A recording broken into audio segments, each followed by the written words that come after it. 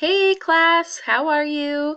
I just want to let you know this is of what I expect from you while I am gone. We don't have class Tuesday and Wednesday, and so I want you to have do this iReady assignment. So what you're going to do is to log into iReady, just normal, using your username, which is your student ID. Password is UTVA, all lowercase, and then Utah. So when you get logged in, you're going to click on Reading, and then you'll click on the Start Mastery Check. So you'll notice that you won't be able to do any of the other courses. Anything else that you were working on, you have to do the Student Mastery Check in order to move on.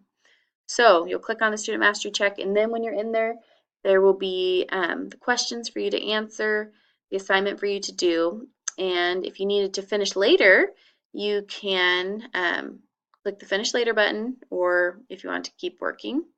And then when you're done, you'll click Submit, and it'll say, way to go, you finished. So I would like for you to work on this Tuesday and Wednesday. Um, this will be your assignment, so make sure that you get it done, and then we will meet back together on Thursday. Expect to have classes on Thursday. So I hope you guys have a great day and a great 2 days, and I will see you on Thursday.